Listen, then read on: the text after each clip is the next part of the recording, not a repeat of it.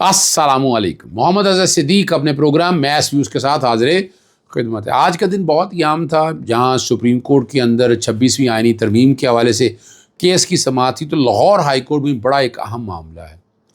Speaker Punjab assembly ایک dictator کی طرح سے جس طرح آرڈر پاس کر رہے ہیں اس میں ویسے میرا ذاتی رائے ہے کہ وہ قانون کو زیادہ سمجھتے ہیں لیکن کئی مجبوریاں ہیں.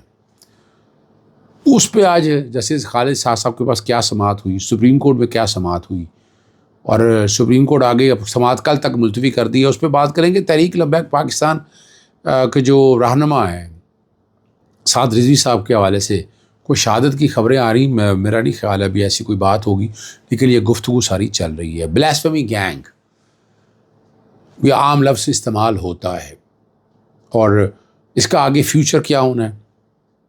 جسٹس خالد صاحب کے خلاف بڑی کیمپین چل رہی ہے, اس پہ گفتگو ہوگی.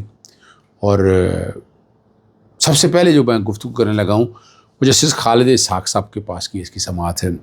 شیخ امتیاز محمود ایم پی اے اور محمد اعجاز شفیع ایم پی اے, ان کو 26 جولائی کو اور ایک کو 30 جولائی کو 15 سٹنگز کے لیے سسپینڈ کر دیا اسپیکر نے اپنے اختیارات سے تجاوز کیا.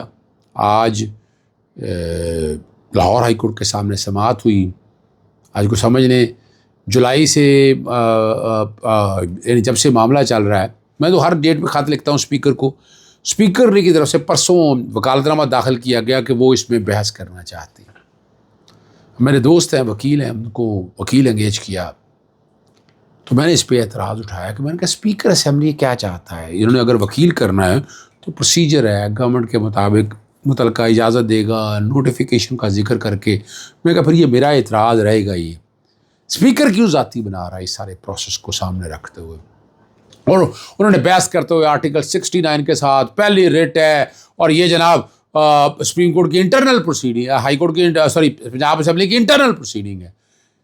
اس پر جسٹس خالد صاحب نے کہا کہ جناب وہ پہلے آئے تھے, پہلے باقاعدہ وڈرا کر لیا, انہوں نے کہا ریپرزنٹیشن ڈیسائیڈ کر دیں.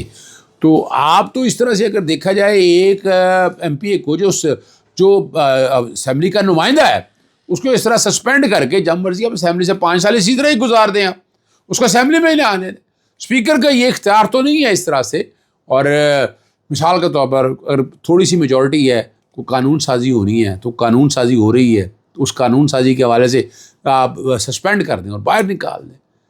یہ بنیادی چیزیں جو ہیں ساری یہ بڑی انٹرسٹنگ آ رہی ہیں. اور میں نے کہا کہ ڈکٹیٹر کا رول ہے اور سینٹ میں, قومی اسمبلی میں, صوبائی اسمبلیوں میں, اور ایسا نہیں ہے. صرف پنجاب اسمبلی میں یہ رول ایسا کیوں بنایا گیا. پھر میں نے ایتھکس کمیٹی کے حوالے سے اگر کوئی ایسی بات ہوئی تو ایتھکس کمیٹی کے بعد میں نے تو جو ریپرزنٹیشن دی ہیں آج قابل سماعت ہونے یا نہ ہونے کے حوالے سے پھنس گیا کام سارا. اسپیکر سے کہا ہے کہ جائیں اسپیکر سے جا کر ملیں, 2 دن کا ٹائم دیا ہے. میں کہا جی میں فرائیڈے کو یہاں نہیں ہوں گا.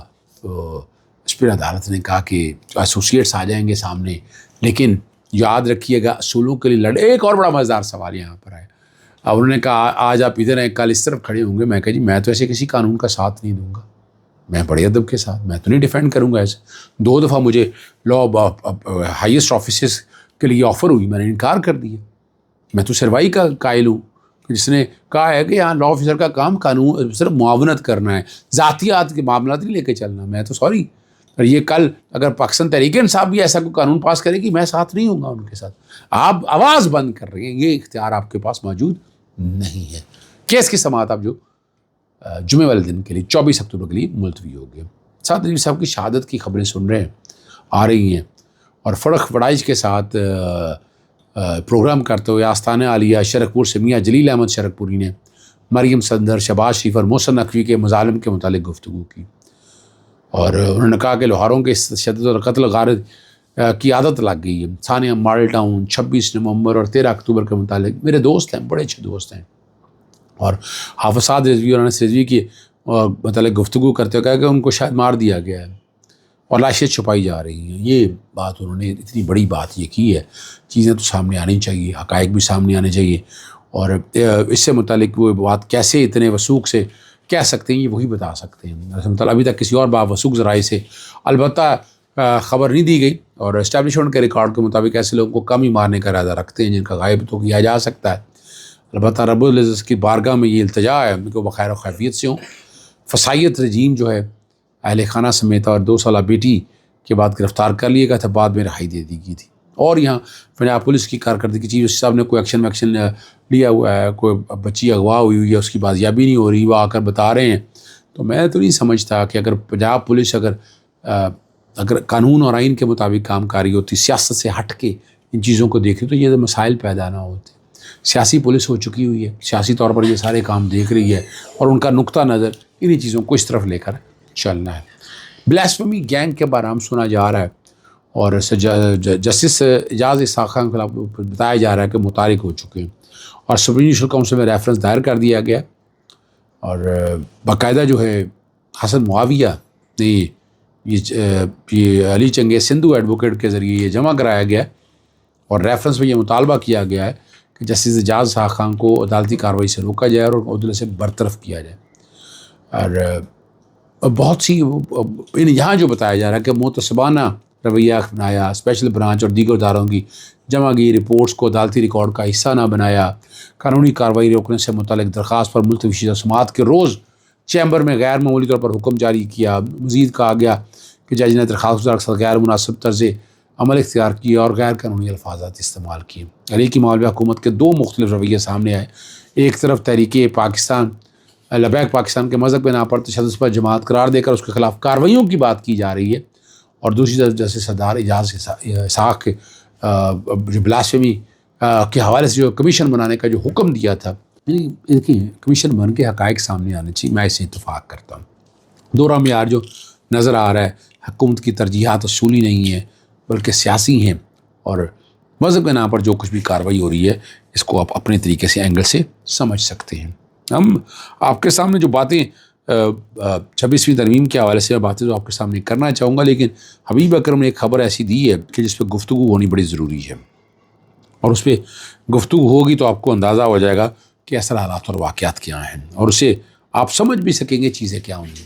اسد عمر نے یہ بات جو کہی ہے کہ اسد عمر حالیہ دنوں میں کئی MNAs اور MPA سے ملاقاتیں کر رہے ہیں، اور ان ملاقاتوں میں وہ موقف پیش کر رہے ہیں کہ اس وقت سب کچھ شاہ محمود قریشی، یعنی یہ جو بات کہی جا رہی ہے کہ شاہ محمود قریشی کے ساتھ کھڑا ہونا چاہیے تاکہ انہیں جیل سے رہائی دلائی جا سکے، اور ان کے باہر آنے سے عمران خان کی رہائی بھی آسان ہو جائے گی۔ اور یہ حبیب اکرم کا یہ کہنا ہے کہ وہ اسد عمر پارٹی کو اندر سے کمزور کرنے اور توڑنے میں کردار ادا کر رہے ہیں۔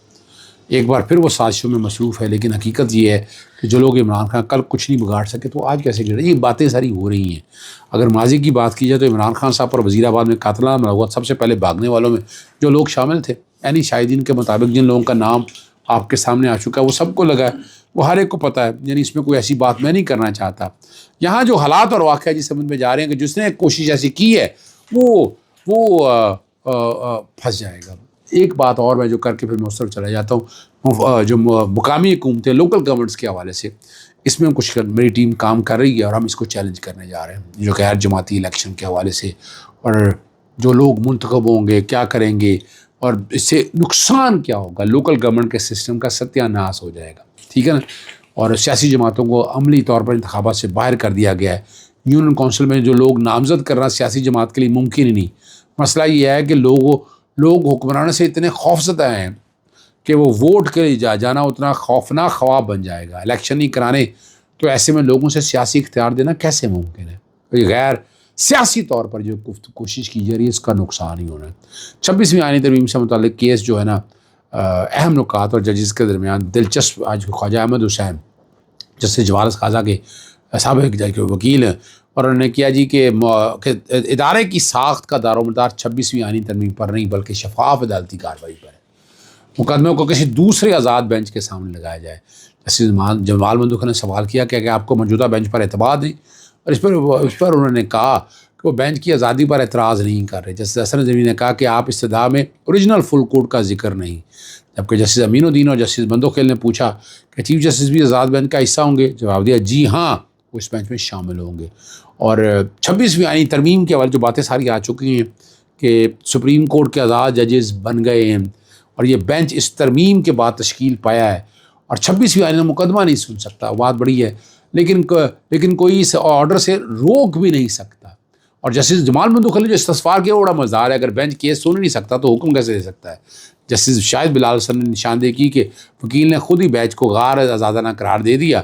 اس پر انہیں یہ نہیں ہے کہ مخصوص آئینی حدود کی بات کر لی ہے. جسٹس عائشہ ملک نے آرٹیکل 191A1 اور 91A3 کو ملا کر پڑھنے کی ہدایت تو کہا یہ آرٹیکل محض پروسیجرل دیتے ہیں کہ اور اس میں سپریم کورٹ کے اختیار پر کوئی قدغن نہیں لگائی گئی ہے.